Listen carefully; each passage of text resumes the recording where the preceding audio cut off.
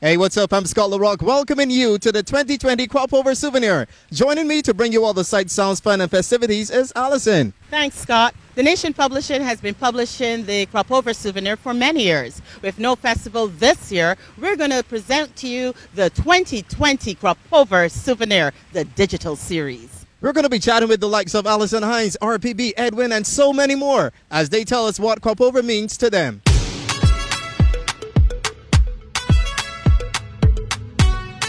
Conducting the interviews for this year's Crop Over Souvenir is the nation's very own Andrea King. In this episode, we talk to the Raga Raga King, RPB.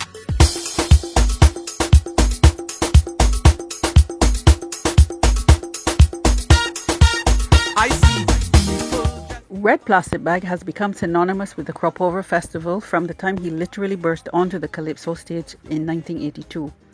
Since then, he has written over 400 songs, recorded 25 albums, won 10 Calypso crowns, and won Tune of the Crop and the Sweet Soca competition twice.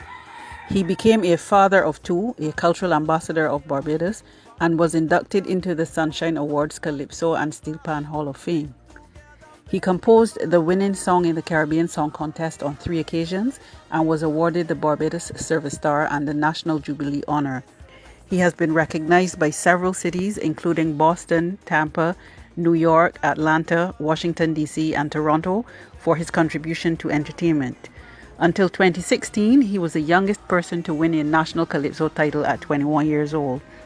Red Plastic Bag is a founder member and current director of COSGAP, and most recently was awarded a Doctor of Letters by UWI Cave for his contribution to entertainment. The Crop Over Souvenir interviewed both him and fellow cultural ambassador Dr. Anthony Gabby Carter together. You'll surely enjoy the results of that recording. In this episode, though, Dr. Stedson E. Wiltshire gets very passionate on the topic of how the music in Crop Over has evolved over the last 3 decades, what he would change about the festival having experienced it for nearly 40 years, and the burning of Mr. Harding. Music is extremely important to the festival. In my opinion, it is indeed the engine of the festival. It is that thing that drives the festival. When I first started Calypso in the tents, singing social commentary in tent, it was a matter of participating. It was a matter of being in the Calypso tent and being the mouthpiece of the people. But now the music has evolved. We have younger people coming into the music and they have changed the face of the music. And in my opinion, it is good. Music has to evolve like everything else. We have to expect these changes. But in my time, growing from around 1982, the music was not as commercial as it is now. It has moved from being just in the Calypso tent to commercial platforms. And the young people who are doing the music, they have changed the face of it. We are hearing a lot more soca songs now. The content is far more, it is more simple in its presentation, and it is more rhythmic, in my opinion. I think that the younger people coming into Calypso, they have changed the face of the music, and it is important. In my opinion, the people that must be applauded in a big way for the overall development of the music is really the producers of the music.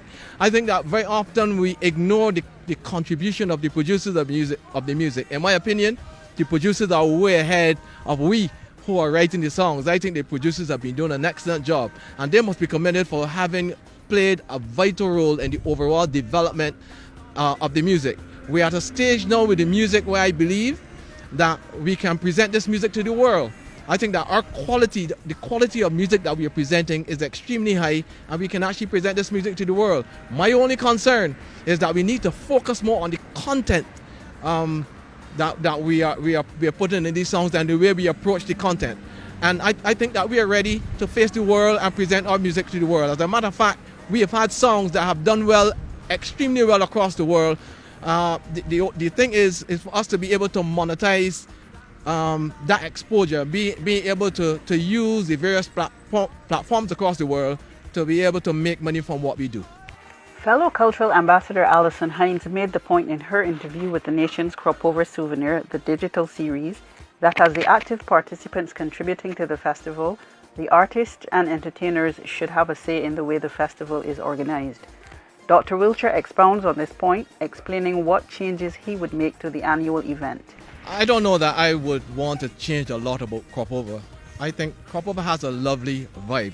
However, I think one of the things we need to do is to go back and look at the things that are in crop over that are unique to crop over, and make sure that we keep those things within crop over. I think the cultural aspect of crop over has to be maintained. It should not become so commercial that we lose the substance of what the festival is all about. That is important. I also feel that we have some events that happen within crop over that happen very early in the festival. Most people who come to the country, they come to the country within the last 2 weeks of the festival. I think we need to move some of those things that happen very early in the festival and get them closer around the time where people are actually going to be in the country, so that they can see these things as well. Then the thing is that so much is lost on on those who actually don't get a chance to those who don't get a chance to see it. So I think it's very important that people who we invite to our country to see our crop over, that they get a chance to see as much as possible, because we have a lot of things that happen towards the end of June and early July. To be truthful, I would prefer those things to happen in the second half of July, so that when people are in Barbados, they can see a lot more of what we have on display for our crop over season. But generally, I think the strength of our crop over is the spirit of our people. I think crop over is the embodiment of the true spirit of what a Barbadian is. When you come on the street crop over day and you see the smile of a Barbadian, it says one thing: I am having fun in Barbados. As famous as RPB is for Can't Find Me Brother, Bim, I Love You, The Country Ain't Well, and they publish it, he is just as well known by Bajans of a certain age for Mr. Harding. One thing that I never really got the real story behind that is no longer in crop over is the burning of Mr. Harding. And I believe that since that sits at the heart of what the festival is all about, I think that should be examined. And if it is possible, I think that we should burn something that signifies, that we're getting rid of the hard times. I think that is an important part of our festival. That's the only thing that I can think of. And the donkey cart parade, that was always a big thing.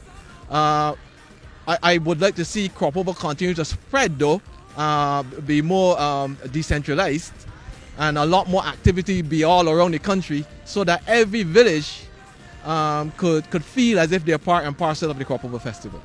Keep watching the 2020 Crop Over Souvenir, the digital series, as we talk to some of the men and women who have made the festival what it is today.